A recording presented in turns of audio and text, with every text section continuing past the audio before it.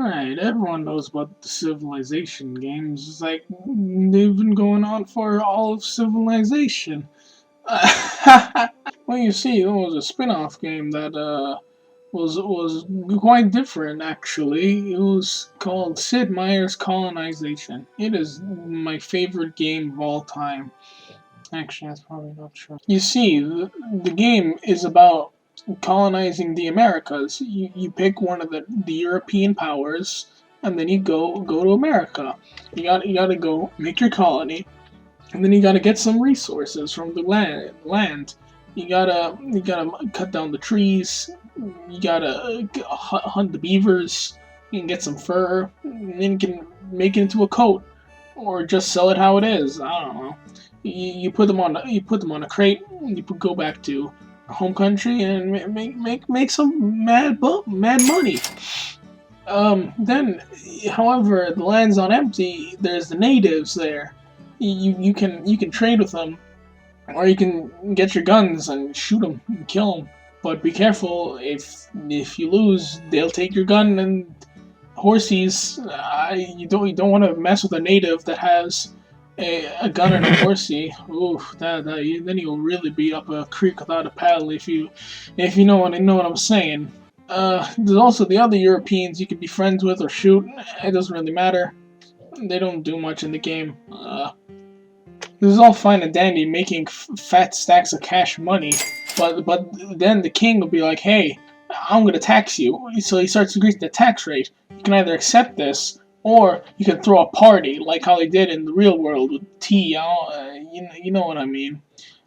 Then, however, the resource that you end up throwing off your boat is random, so you can end up throwing off 100 tons of horses into the lake, and then they die, and you lose the horses.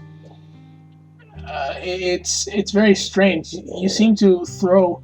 You can throw 100 tons of food as well, end up starving to death. It's not very clever. You got to be very careful with either accepting the tax rate or just throwing them all off. It doesn't matter. Whatever you throw off, you can't sell it anymore. Not like you're going to sell your horses anyways. You need them. They help you get around the land.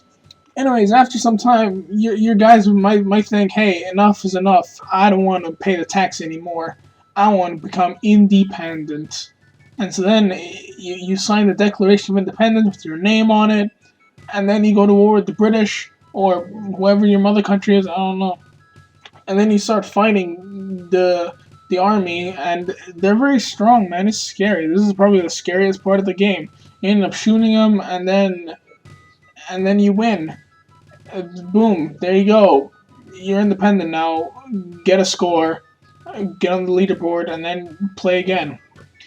The game is. I think the game is very fun. I really like it. It's one of my favorite games. It's very cool. I don't think it's very known about compared to the rest of the series, like Civilization 2 and Alpha Centauri.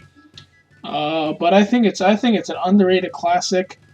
What I've been showing right now is a DOS version. There's also the Windows version as well, which actually comes with the Steam version on Steam. It's very strange, but the Windows version is pretty cool. It has updated graphics and stuff, but they seem to have forgotten the music.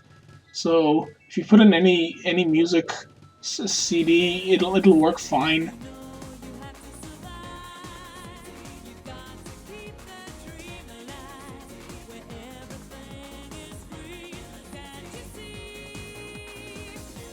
Yeah. Anyways, the game itself is very good. I think it's a great game. I think you should get it. I rate it. I can't think of a number right now. How about nine quadrants? Or nine out of 8. I don't know. That's what I think.